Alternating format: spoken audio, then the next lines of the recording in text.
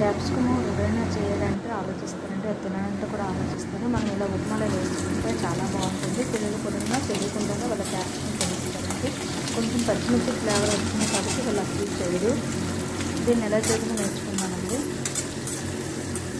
ముందుగా మనం ఏంటంటే ఆవాలు, మినపప్పు అవి మనం పోపులో వేసుకుంటామండి. అందులో పచ్చిమిర్చి కూడా నేను వేసుకున్నాను. పచ్చిమిర్చి లేకపోతే ఎండుమిర్చి వేసుకోవచ్చండి. అల్లం కూడా తురిమేసి అల్లం తురుము, ఉల్లిపాయలు కూడా వేసుకుంటాము. ఇవన్నీ వేసిన తర్వాత కొంచెం కరివేపాకు వేసుకుంటామండి. ఇప్పటికే చూడండి మంచి ఫ్లేవర్ అయితే వస్తుంది. మనకు ఉప్మా స్మెల్ అనేది కొంచెం డిఫరెంట్గా ఉంటుంది కదా, స్మెల్ వస్తుంది. తర్వాత అయితే మనం కరివేపాకు కూడా వేసుకుంటామండి. కరివేపాకు వేసేసి మనకు ఉప్మా చేసిన స్మెల్ అయితే వచ్చేస్తుంది. ఇది బాగా వేయించాలండి. మనం బాగా వేగిన తర్వాత క్యాప్సికమ్ మాత్రమే తురుముకోవాలండి. ఇది పెద్ద ముక్కలు కట్ చేసి దాన్ని చాలా సన్నగా తురుముకోవాలి. తురుముకున్న క్యాప్సికమ్ని మనము లాస్ట్లో వేసుకుంటామండి. వేసుకొని మనం కొంచెం కలుపుకుంటాము. క్యాప్సికమ్ నేను ఎంతవరకు తురిమేసి వేసాను అంటే తెలియకుండానే కొంచెం ఎక్కువ క్యాప్సికమ్ అనేది మనం వేపిస్తాము. అది పిల్లలకైతే తెలియదండి మనం ఇలా క్యాప్సికమ్ అనేది వేసామని. తురిమి బాగా వేయించాలండి. బాగా వేగిన తర్వాత మనం అంటే ఉప్మాకి వేసినట్టుగా వాటర్ మనం వేసుకుంటాము. మనం వేసుకొని ఒక పక్కన గోధుమ నూకను వేయించుకుంటానండి. నేను ఉప్మా చేసేటప్పుడు ఎక్కువ గోధుమ నూకను వేయిస్తాను.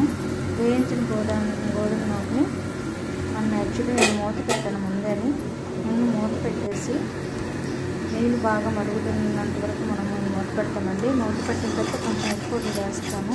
వేసిన తర్వాత మళ్ళీ మూత తీసేసి బాగా మరుగుతున్నప్పుడు మనం వేయించిన గోధుమ నూక ఉంది కదండి, అది 1.5 గ్లాసులు నీళ్ళు చొప్పున వేసుకోవాలండి.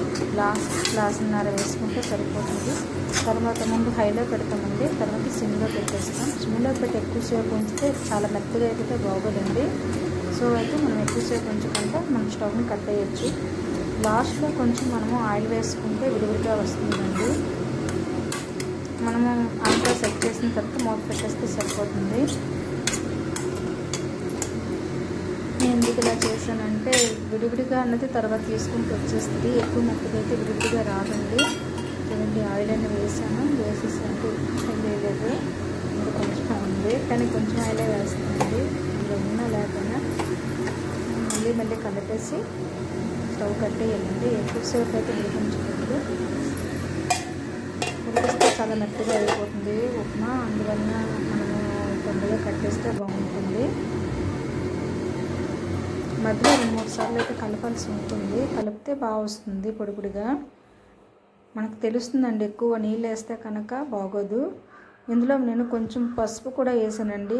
వాటర్ మరుగుతున్నప్పుడు కొంచెం పసుపు వేసాను. అందువల్ల ఈ కలర్ కొంచెం వచ్చింది.